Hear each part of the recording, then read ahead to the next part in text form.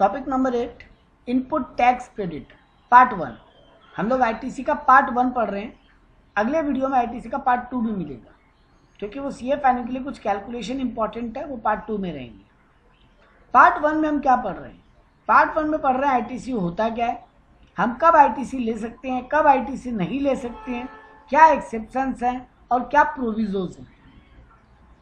ITC में कुछ important word पहले समझने लायक है। एक होता है इनपुट गुड्स, एक होता है इनपुट सर्विस। तो जब आप गुड्स खरीद के लाओ उसको बोलते हैं input goods. Goods used or intended to be used in course of furtherance of business by supplier. Supplier खरीद के ला रहे हैं फर्दरेंस ऑफ बिजनेस के लिए, बिजनेस में आगे यूज करने के लिए, उसको कहा जाएगा इनपुट गुड्स। अगर services used or intended to be used in the course of furtherance of business by supplier तो उसको कहा जाएगा इनपुट सर्विस। और कैपिटल गुड्स में भी यही कहा गया, गुड्स और service used or intended to be used in the course of furtherance of business by supplier. अगर आप फर्दरेंस ऑफ बिजनेस में यूज कर रहे हो तो जो गुड्स या सर्विस या कैपिटल गुड्स आप यूज कर रहे हो, यूज करने वाले हो। अगर आप एक गुड्स लाते हो और उसको अगले महीने यूज करोगे, आप इस महीने इनपुट क्लेम कर सकते हो उसको। तो used or intended to be used in the course of furtherance of business. तो ये 3 इंपॉर्टेंट डेफिनेशन है। एक और इंपॉर्टेंट वर्ड है इनपुट टैक्स। तो ये जो इनपुट गुड्स या सर्विस या कैपिटल गुड्स आप लेकर आ रहे हो उसका आप आईटीसी क्लेम करोगे तो वो जो टैक्स अमाउंट है उसको कहा गया इनपुट टैक्स। जो सीजीएसटी, एसजीएसटी, यूटीजीएसटी, आईजीएसटी है, charge on any supply of goods या सर्विस और both made by him inward supply. आप इनवर्ट कोई भी सप्लाई लेकर आ रहे हो, कोई गुड्स, कैपिटल गुड्स या सर्विस, और उस पर CSU या I कोई भी टाइप का जीएसटी आप दे रहे हो, वो आप इनपुट में क्लेम कर सकते हो। इसके अलावा बोला गया IGST on import of goods, tax payable under RCM, ये सब के सब इनपुट टैक्स कहते हैं। तो आप RCM में जो टैक्स पे कर रहे हो, टैक्स पे कर रहे हो, उसका आप आईटीसी क्लेम कर सकते हो। कोई गुड्स, सर्विस या कैपिटल गुड्स आप खरीद के ला रहे हो और बिजनेस फर्दरेंस के लिए यूज कर रहे हो या यूज करने वाले हो, उस पर CGST, SGST, UTGST, IGST पे कर रहे हो, वो आप एडजस्टमेंट ले सकते हो। और आप इंपोर्ट ऑफ गुड्स करते हो तो कस्टम ड्यूटी के साथ आपको IGST भी देना पड़ता है, तो उसका भी आप इनपुट क्लेम कर सकते हो। But does not include tax paid under composite claim. अगर आप कंपोजिशन स्कीम में हो तो आपको इनपुट क्लेम करने नहीं मिलेगा, आईटीसी क्लेम करने नहीं मिलेगा। कुछ criteria, eligibility and conditions of ITC. ITC को क्लेम करने का कुछ एलिजिबिलिटी है। क्या है वो? पर्सन रजिस्टर्ड होना चाहिए। जो आईटीसी क्लेम करेगा वो रजिस्टर्ड होना चाहिए। ये जो सप्लाई है यूज्ड इन द कोर्स या फर्दरेंस ऑफ बिजनेस है, यूज्ड इन द कोर्स या फर्दरेंस ऑफ बिजनेस है, और वो आपके सॉफ्टवेयर पे यानी जीएसटी के पोर्टल पे इलेक्ट्रॉनिक क्रेडिट लेजर में शो करना चाहिए। तो आप रजिस्टर्ड हो यानी रिसिपिएंट रजिस्टर्ड है, supply used in the course या फर्दरेंस ऑफ बिजनेस है, और वो आपके इलेक्ट्रॉनिक क्रेडिट लेजर में शो कर रहा है, तो आप उसका आईटीसी क्लेम कर सकते हैं। टैक्स इनवॉइस, डेबिट नोट या अदर टैक्स पेइंग डॉक्यूमेंट, ये कुछ कंडीशन है टू अवेल आईटीसी। आपके पास ये डॉक्यूमेंट होने चाहिए तभी आप आईटीसी क्लेम कर पाओगे। टैक्स इनवॉइस हो या डेबिट नोट हो या अदर कोई टैक्स पेइंग डॉक्यूमेंट है, उसका ये अदर टैक्स पेइंग डॉक्यूमेंट का बात हम कुछ देर में करेंगे। गुड्स रिसीव हो गए हो आप, इनवॉइस रेज हो गया, पेमेंट हो गया, लेकिन गुड्स नहीं मिला तो आप आईटीसी क्लेम नहीं कर सकते। इनवॉइस इशू रिसीव हो गया है लेकिन गुड्स उस मंथ में रिसीव नहीं हुआ है तो आप आईटीसी क्लेम नहीं कर सकते। तो गुड्स या सर्विस रिसीव हो जाना चाहिए। And tax actually paid by government, paid to government by supplier, और टैक्स भी उसने जमा कर दिया हो। आपके सप्लायर ने आपसे तो ले लिया टैक्स, लेकिन उसने गवर्नमेंट को जमा नहीं किया, तो आप आईटीसी क्लेम नहीं कर सकते। और उसने रिटर्न फाइल भी कर दिया या यूं कहे GSTR 1 फाइल कर दिया। अगर ये चारों कंडीशन मीट हो रही है और आप रजिस्टर्ड हो गुड्स या सर्विस है capital goods in furtherance of business use हो रहा है और वह इलेक्ट्रॉनिक क्रेडिट लेजर में शो कर रहा है। इलेक्ट्रॉनिक क्रेडिट लेजर में शो करने का मतलब हुआ विद इन ड्यू डेट सामने वाली पार्टी ने GSTR 1 फाइल कर दिया, तभी आपको क्लेम करने मिलेगा। कुछ प्रोविजो है यहाँ पे, अगर गुड्स रिसीव्ड इन लॉट है, आपको इंस्टॉलमेंट में तोड़ तोड़ के गुड्स मिलने वाले हैं, तो can not claim ITC till last installment. जब तक आपको लास्ट इंस्टॉलमेंट नहीं मिल जाती तब तक आप ITC क्लेम नहीं कर सकते। एक और प्रोविजो है, अगर आपने 180 डेज में अपने सप्लायर को पेमेंट नहीं किया, आपको गुड्स मिल गई या सर्विस मिल गई, इनवॉइस भी हो गया, आपने ITC क्लेम भी कर लिया, लेकिन 180 दिन बीत गए, आपने गुड्स का पैसा एंड GST का पैसा दोनों, सिर्फ GST पे कर दोगे अपने सप्लायर को तो नहीं, गुड्स एंड GST दोनों का पैसा आपने सप्लायर को पे अगर नहीं किया है और 180 दिन बीत गए हैं और इस बात की कंप्लेन अगर सप्लायर करता है तो आपका ITC रिवर्स हो जाएगा। तो अगर आपने 180 डेज के अंदर पेमेंट कर दिया तो जो आपने ITC क्लेम किया वो कंटिन्यू रह जाएगी, कोई दिक्कत नहीं। इफ नॉट पेड, जिस मंथ में आपका आउटपुट टैक्स है उसमें ऐड हो जाएगा और आपको ये ITC दोबारा गवर्नमेंट को पे करनी पड़ेगी, वो भी 18% इंटरेस्ट के साथ, 18% पर एनम। अगर आप बाद में पे कर देते हो, अगर आप बोलते हो कि मैंने 180 दिन में नहीं पे किया, मुझे रिवर्स करना पड़ा, बिल्कुल करना पड़ा, आपके आउटपुट महीने की छठे मंथ की आउटपुट GST के साथ आपने पे कर दिया, लेकिन आप बाद में उसको अगर अपने सप्लायर को पेमेंट कर देते हो तो फिर से वो ITC क्लेम कर सकते हो, लेकिन वो इंटरेस्ट जो आपने 18% पर एनम करके गवर्नमेंट को दिया है वो भूल जाएगी, उसका कोई क्लेम नहीं कर पाओगे। If post payment done in 180 days, proportionate ITC will be reversed. Part payment, sorry, अगर आप 180 डेज में आपने पार्ट पेमेंट कर दिया, पूरा नहीं किया, बिल 1 लाख का था, आपने 80,000 पे कर दिया, तो बाकी 20,000 का पेमेंट आपने 180 दिन में नहीं किया है, जो अमाउंट ड्यू बच गया है उतना प्रोपोर्शनेट GST निकालेंगे। मतलब मान लीजिए 20,000 GST थी, 1 लाख का बिल था और आपने 80,000 पे कर दिया तो 20,000 बाकी है, तो इतनी की GST जो आएगी वो आप रिवर्स करेंगे, आप डिपार्टमेंट को पे कर देंगे विथ इंटरेस्ट, और उसके बाद अगर अगले महीने आप पे कर देते हैं या कभी भी पे कर देते हैं पार्टी को तो उसका ITC क्लेम दोबारा ले सकते हैं। इसका ये 180 डेज वाले कंडीशन का कुछ एक्सेप्शन है। टैक्स पेड अंडर RCM अगर है तो फिर आपको 180 डेज क्राइटेरिया नहीं है, क्योंकि यहाँ पर तो GST आप ही जमा कर रहे हो तो आप क्लेम कर सकते हो अगर लेट पेमेंट होता है तो भी। डीम सप्लाई विदाउट कंसिडरेशन, अगर आप स्टॉक ट्रांसफर कर रहे हो गोडाउन से ब्रांच में या गोडाउन से शोरूम में या एक ब्रांच से दूसरे ब्रांच में, एक डिपार्टमेंट से दूसरे डिपार्टमेंट में, विदाउट कंसिडरेशन डीम सप्लाई है तो ये 180 डेज के क्राइटेरिया नहीं है। And value of supply on account, मतलब पेमेंट टू थर्ड पार्टी, आप ऑन अकाउंट पेमेंट कर रहे हो, मैंने आपको कहा थर्ड पार्टी को पे कर दो, मुझे पे करने की जरूरत नहीं है, तो उस केस में भी आपका 180 डेज का क्राइटेरिया एप्लीकेबल नहीं होगा। अब हम जो कह रहे थे other tax paying document, other tax paying document क्या है, ये रूल 36 बताता है। RCM की अगर आपके पास इनवॉइस, RCM इनवॉइस है आपके पास, या डेबिट नोट है, या बिल ऑफ एंट्री है, या रिवाइज्ड इनवॉइस है, इनवॉइस बदला है, या फिर document of input service distributor है। ये इनपुट सर्विस डिस्ट्रीब्यूटर क्या होता है ये आगे जाके बहुत बड़ा टॉपिक हम पढ़ेंगे, तो फिलहाल ये डॉक्यूमेंट का केवल नाम याद रखें। कुछ ऐसी इंफॉर्मेशन है जो रूल 36 बताता है कि आपके इनवॉइस में मैंडेटरीली प्रिंट होनी चाहिए या मैंडेटरी लिखी होनी चाहिए। Detail of tax, description of goods and service, value of supply, आपका GST नंबर और अगर रिसिपिएंट का GST नंबर है तो वो, प्लेस ऑफ सप्लाई कौन सी है, HSN code of the product, date of supply, invoice number, और इनवॉइस नंबर जो छपा हो वो हैंड रिटन नहीं होना चाहिए, प्रिंटेड होना चाहिए। तो ये कुछ मैंडेटरी इंफॉर्मेशन है जो आपके इनवॉइस पे प्रिंटेड होनी चाहिए। If tax paid and demand is confirm because of fraud, आपने ITC ले लिया और बाद में पता चला ये कुछ फ्रॉडलेंट है, तो पूरा का अगर मतलब आपने जो टैक्स पेड किया है और बाद में डिपार्टमेंट डिमांड करे और ये कंफर्म हो जाए कि ये फ्रॉडलेंट था, तो उसका आपको आईटीसी नहीं मिलेगा, वो रिवर्स हो जाएगा।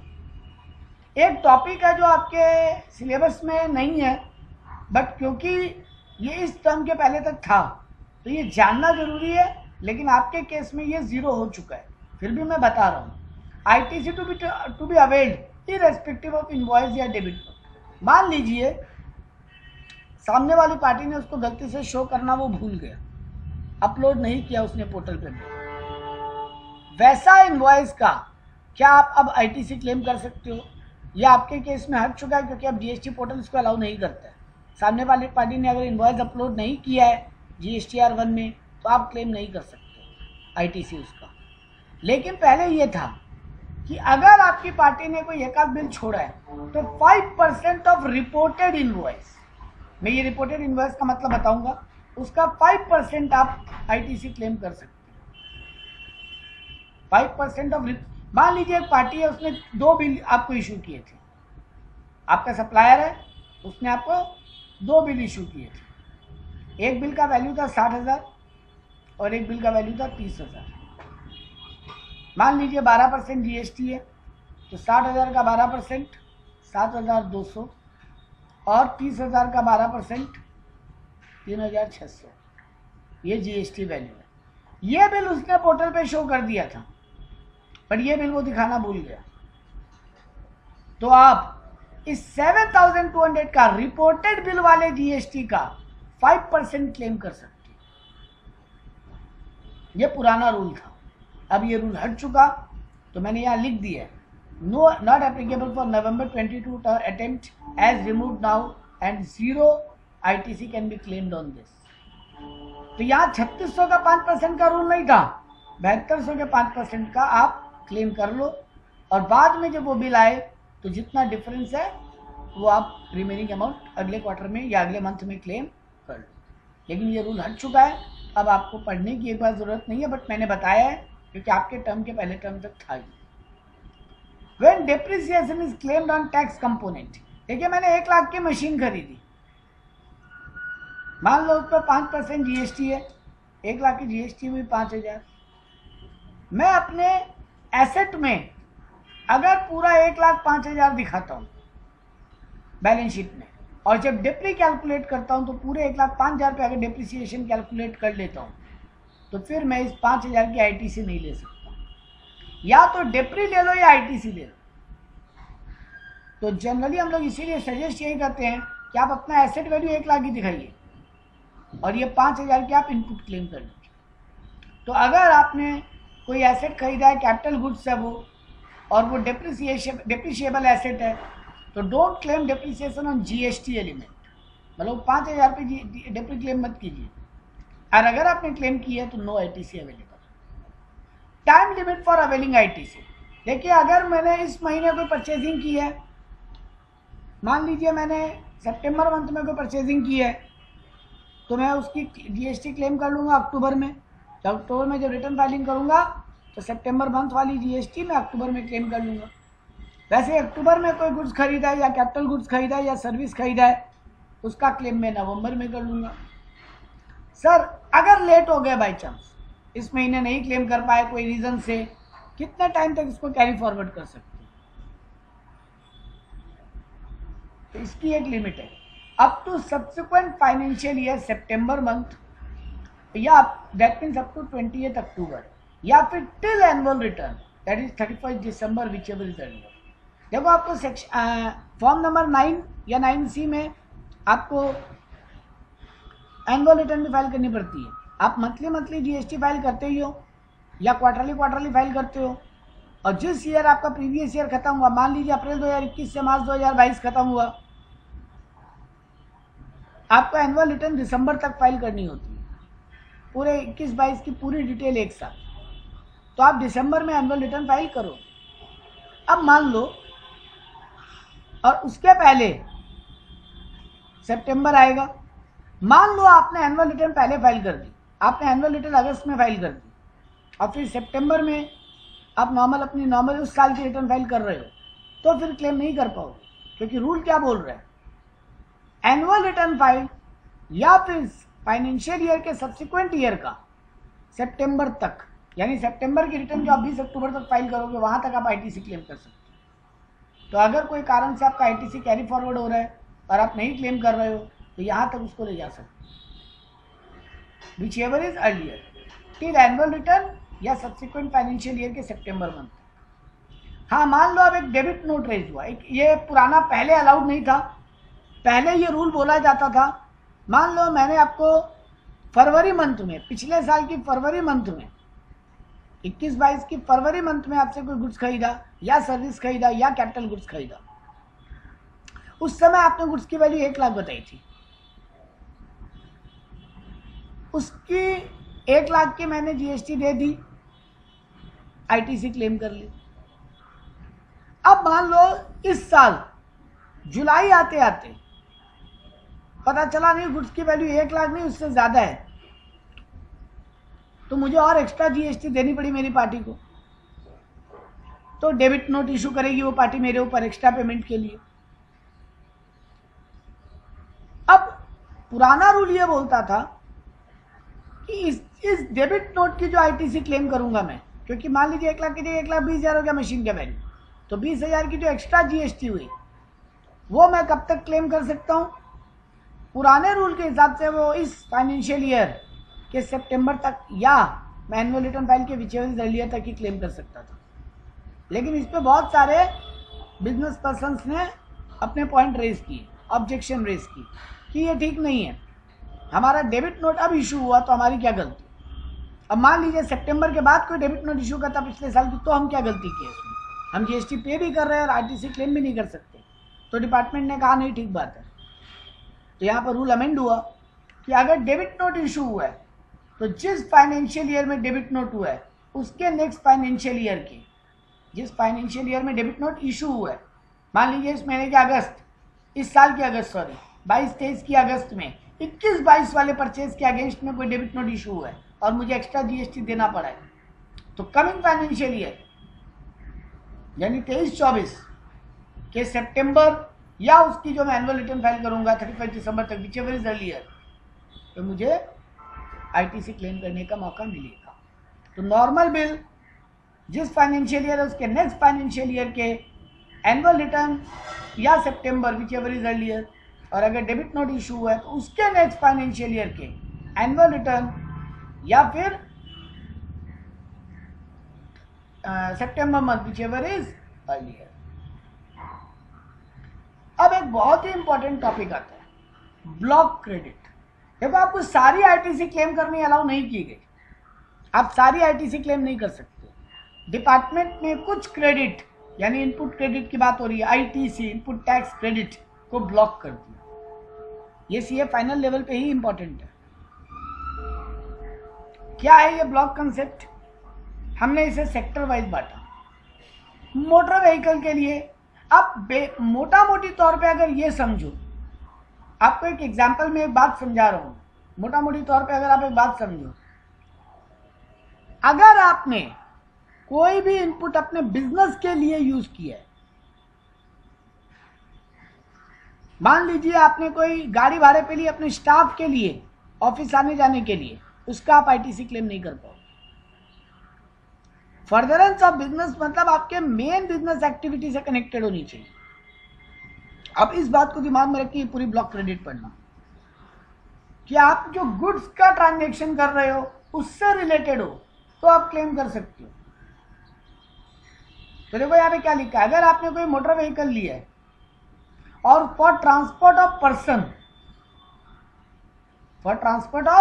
पर्सन, यानी आपके स्टाफ के आने जाने के लिए, देखिए फॉर ट्रांसपोर्ट ऑफ गुड्स है ITC allowed without any restriction. आपने ट्रक खरीदा है, उसमें आपके गुड्स का आना जाना हो रहा है, रॉ मटेरियल आ रहा है या फिनिश गुड्स जा रहा है, तो आपका अलाउड है फुल क्रेडिट। लेकिन अगर पर्सन के ट्रांसपोर्ट के लिए और उसकी सीटिंग कैपेसिटी लेस देन 13 है तो नॉर्मली नो आईटीसी। लेकिन अगर मोर देन 13 है तो आईटीसी अलाउड होगा। तो ये आपके एक क्लॉज में था। नॉर्मली मैंने यहां क्यों लिखा है, क्योंकि इसके भी कुछ एक्सेप्शन है। तो अगर ये लेस देन 13 है तो नॉर्मली तो आपको आईटीसी क्लेम नहीं करने मिलेगी, मोर देन 13 है तो आईटीसी क्लेम करने मिल जाएगी। तो गुड्स की, अगर गुड्स को ट्रांसपोर्ट करने के लिए व्हीकल खरीदा है या कोई स्टाफ या पर्सन के आने जाने के लिए, यानी पैसेंजर व्हीकल है, अगर मोर देन 13 सीटिंग कैपेसिटी है तो फिर आईटीसी अलाउड है। अगर लेस देन है तो नॉर्मली नॉट अलाउड, बट इसका कुछ एक्सेप्शन है। अगर वो transport vehicle use for making taxable supply, अगर वो ट्रांसपोर्ट व्हीकल भी आप टैक्सेबल सप्लाई के लिए यूज कर रहे हो, या further supply of such motor, यानी आप उसको आगे बेच रहे हो, या ट्रांसपोर्ट ऑफ पैसेंजर तो ट्रेनिंग एंड ड्राइविंग, आप एक गाड़ी ले रहे हो ट्रेनिंग एंड ड्राइविंग के लिए, आप उसमें ट्रेनिंग दोगे, आप एक ट्रेनिंग इंस्टीट्यूट चला रहे हो जहां लोगों को गाड़ी चलाना सिखाते हो, तो आप आईटीसी अवेल कर सकते हो, क्योंकि ये वो आपका मेन काम हो गया। फिर वैसे वेसल और एयरक्राफ्ट के लिए भी क्लॉज है। अगर वो पैसेंजर व्हीकल, वेसल या एयरक्राफ्ट है जो आपने पैसेंजर के लिए खरीदा है, तो नॉर्मली नो आईटीसी। लेकिन इसका भी एक्सेप्शन, अगर वो फर्दर सप्लाई के लिए, transport of passenger, importing, training and navigation के लिए, या importing and training and flying के लिए, तो फिर अलाउड है। यानी आपका वही बिजनेस ही है तब तो अलाउड है, लेकिन अगर वो आपका बिजनेस नहीं है तब फिर अलाउड नहीं। और गुड्स के केस में ऑलवेज आईटीसी अवेलेबल। यानी आप मोटर व्हीकल या वेसल एयरक्राफ्ट ले रहे हो फर्दरेंस ऑफ सप्लाई के लिए, उसमें लोगों को बैठा के आपका पहुंचाना ही आपका बिजनेस है, तब फिर ठीक है, तब आप ले सकते हो एक्सेप्शन में। लेकिन अगर आपने अपने स्टाफ को मूवमेंट के लिए लिया है तो फिर वो अलाउड नहीं है, उसका आईटीसी क्लेम आप नहीं कर सकते। क्लॉज ए बी, तो मैंने क्लॉज ए पढ़ा, क्लॉज डबल ए पढ़ा, क्लॉज ए बी। कोई जनरल इंश्योरेंस,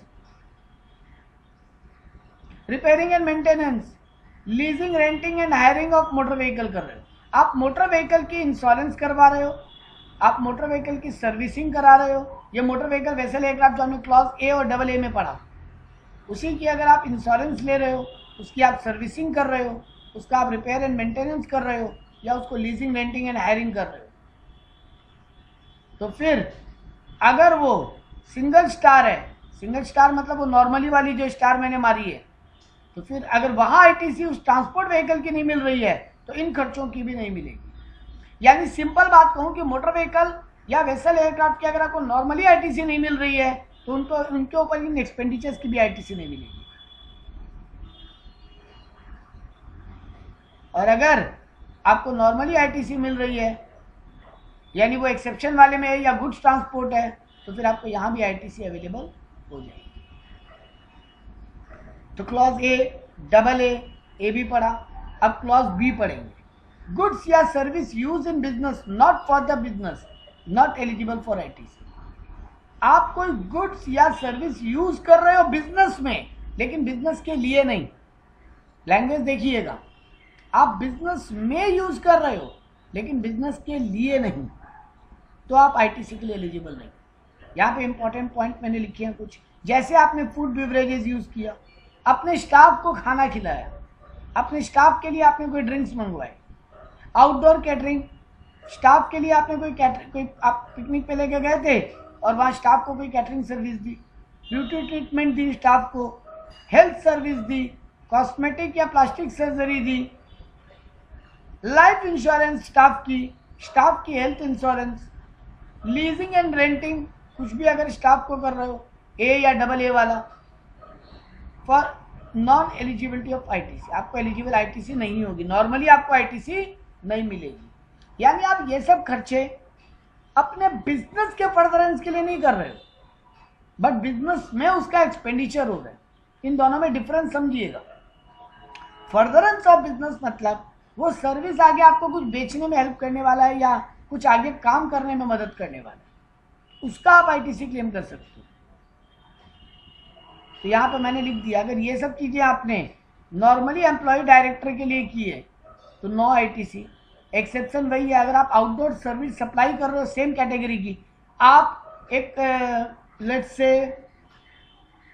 इवेंट ऑर्गेनाइजर हो और आपने कैटरिंग सर्विस ली, आगे उस इवेंट में ही वो खाना लगेगा और आपने जिसको इवेंट सर्विस दी है उसके लोग खाना खाएंगे, तो फिर ठीक है। सेम कैटेगरी अगर आप आगे आउटवर्ड कर रहे हैं तो फिर आपको एलिजिबल है, या फिर वो कंपोजिट एंड मिक्स सप्लाई का एलिमेंट है, वो मिक्स्ड है। जैसे एयरलाइंस आपको फूड बेच रही है, आप पैसेंजर हो, एयरलाइंस आपको फूड दे रही है, तो वो अलाउड है। लेकिन अगर अपने एम्प्लॉइज, अपने डायरेक्टर इनको दे रहे हैं तो no ITC. Membership of club, health या फिटनेस की सेंटर, तो नो आईटीसी फॉर डायरेक्टर और एम्प्लॉइज। एक्सेप्शन वही, अगर आप फर्दरेंस में यूज कर रहे हो तो अलग बात है। Travel benefit extended to employee on vacation of home travel, आपका एम्प्लॉय है वो घर जा रहा था या वेकेशन पे जा रहा था और आप उसको उस चीज के लिए टिकट वगैरह कटवा दे रहे हो और उस पर आप जीएसटी दे रहे हो, आप उसका आईटीसी क्लेम नहीं कर सकते। ये सब ब्लॉक क्रेडिट्स है, इन क्रेडिट्स को ब्लॉक कर दिया गया। कंस्ट्रक्शन सेक्टर में भी कुछ ब्लॉक क्रेडिट्स हैं, आइए इसको समझते हैं। यहां बोलते हैं अगर कंस्ट्रक्शन हो रहा है इमूवेबल प्रॉपर्टी का, तो कंस्ट्रक्शन जो हुआ यानी कि बिल्डिंग बनी या फैब्रिकेशन हुई या रिपेयरिंग हो रही है या रिकंस्ट्रक्शन हो रही है या ऑल्ट्रेशन हो रहा है या एडिशन हो रहा है या कोई रिपेयरिंग हो रही है, तो cost of which is capitalised, अगर आपने वो कैपिटलाइज्ड किया उस कॉस्ट को तो फिर आप आईटीसी क्लेम नहीं कर सकते, नो आईटीसी। और अगर आपने इन खर्चों को अपने रेवेन्यू में दिखाया है तो आप आईटीसी क्लेम कर सकते हैं। अगर मैंने कोई आपको इमूवेबल प्रॉपर्टी बेची है, प्लांट एंड मशीनरी इसका एक्सेप्शन है, मैंने आपको कोई अपैरेंट या इक्विपमेंट या कोई छोटी मोटी मशीन बेची है जिसको आप क्या करने वाले हैं, field to be earth by foundation or structural support, आप उसको जमीन से अटैच कर दो। मैंने आपको कोई प्लांट एंड मशीनरी दी है, एक्सेप्ट प्लांट एंड मशीनरी की बात हो रही है, कोई इमूवेबल प्रॉपर्टी आपको बेची है जो जमीन से अटैच्ड है या जो जमीन के फाउंडेशन में काम आने वाली है। प्रोविजन क्या है, use for making outdoor supply, और उस एसेट से जो बनेगा उससे मैं कोई आउटडोर सप्लाई दूंगा तो फिर मैं आईटीसी क्लेम कर सकता हूँ। इसमें कुछ एक्सक्लूड किया गया है यहाँ प्लांट इमूवेबल प्रॉपर्टी में, लैंड एंड बिल्डिंग और एनी सिविल स्ट्रक्चर, यानी मैं आपको घर बना के बेच रहा हूँ, आप उसमें रहने वाले हो, तब फिर आप आईटीसी क्लेम कर सकते हैं। टेलीकॉम टावर या पाइपलाइन, आपको मैं टेलीकॉम टावर लगा के दे रहा हूँ या पाइपलाइन लगा के दे रहा हूँ आपकी फैक्ट्री के बाहर, तो आप आईटीसी क्लेम नहीं कर सकते। लेकिन अगर फैक्ट्री के अंदर लगा के दे रहा हूँ पाइपलाइन तो आप आईटीसी क्लेम कर सकते हैं। इन सब का एक्सेप्शन है, मैं खुद नहीं दे रहा आपको, ये सब कॉन्ट्रैक्ट पे है, मतलब मैंने आपसे लिया और आगे दिया, तो जो मैं आपसे लेके कमा रहा हूँ उस पर आईटीसी क्लेम कर सकता हूँ।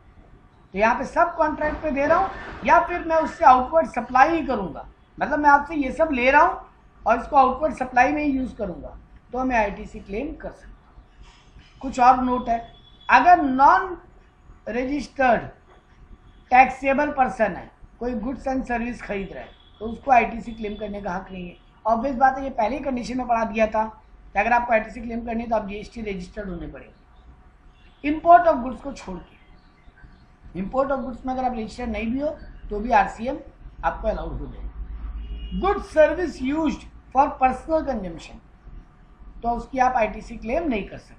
अगर आप पर्सनल यूज के लिए कोई गुड सर्विस ले रहे हो तो उसका आप आईटीसी क्लेम नहीं कर सकते। गुड्स लॉस्ट स्टोलन, मतलब इन ट्रांजिट लॉस हो जाए, स्टोर से चोरी हो जाए या बनाते वक्त प्रोसेस लॉस, कुछ मटेरियल होता है ना जो वेस्टेज चला जाता है और उसको आप राइट ऑफ कर रहे हो फुल्ली या पार्टली, तो आप आईटीसी न लें उसके ऊपर। अगर आपने आईटीसी लिया है तो रिवर्स करें और नहीं लिया है तो don't claim it. Good distributed by way of free sample और गिफ्ट, आप कोई फ्री सैंपल या गिफ्ट में बांट रहे हो तो ऑब्वियस बात आप सामने वाले पार्टी से जीएसटी कलेक्ट नहीं कर रहे हो, लेकिन आपने तो कहीं से खरीद के लाया या बनाया है, तो आप उसका आईटीसी का क्या करोगे।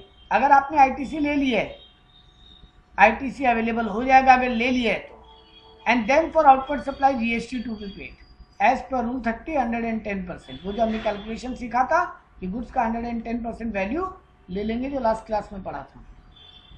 और अगर आपने आईटीसी नहीं लिया है तो don't take ITC. Free sample जब बांटे तो आप उसकी आईटीसी क्लेम न करें, अगर कर लिया है तो बाद में आउटवर्ड सप्लाई पे भी जीएसटी दें, और अगर नहीं किया है तो फिर आईटीसी क्लेम न करें। लास्ट टॉपिक पढ़ रहे हैं, tax paid as per section 74 misappropriation or suppression of fact, आपने कुछ फ्रॉड किया है, मिस अप्रोप्रिएट किया है, फैक्ट छुपाए हैं और उसके बेस पे आपने आईटीसी क्लेम किया है, और ऐसा कोई आपने एक्सपेंडिचर किया है तो उसका आईटीसी न लें और लिया है तो रिवर्स होगा। सेक्शन 129 बोलता है डिटेंशन सीजर ऑफ गुड्स। अगर डिपार्टमेंट ने आपका कोई गुड्स सीज कर लिया, आपका कुछ इनपुट आ रहा था, डिपार्टमेंट ने उसको डिटेन कर लिया या सीज कर लिया है और आप उसका एविडेंस नहीं दे पा रहे इसलिए आपको रिलीज नहीं कर रहा है, तो उसका आप आईटीसी न लें, अगर ले लिया तो रिवर्स करें। कॉन्फिस्केशन ऑफ गुड्स, डिपार्टमेंट ने आपका गुड्स कॉन्फिस्केट कर लिया है, सीज कर लिया है, तो भी आप उसका क्लेम नहीं कर सकते। अगर buy one get one offer में कंपनी प्रोडक्ट बेच रही है तो आपको ITC available on both shirt and no need to be reverse. आपने अगर 2 शर्ट बेचा 500 वाला, लेकिन आपने 2 शर्ट के 500 लिए नहीं, आपने लिया 500 रुपये, क्योंकि एक पे एक फ्री था। 500 का एक शर्ट है लेकिन आपने बेचा 2, तो ये 500 तो आपने कस्टमर से नहीं लिया, आपने केवल ये लिया, लेकिन ये शर्ट आपको बनाने का खर्चा तो लगा है, उस पर आप आईटीसी क्लेम कर लें और उसको रिवर्स करने की ज़रूरत भी नहीं। तो ये था आपका इनपुट क्रेडिट का पार्ट 1। इनपुट क्रेडिट के पार्ट 2 पे आएंगे जहाँ पे कुछ और इम्पोर्टेंट बातें हैं।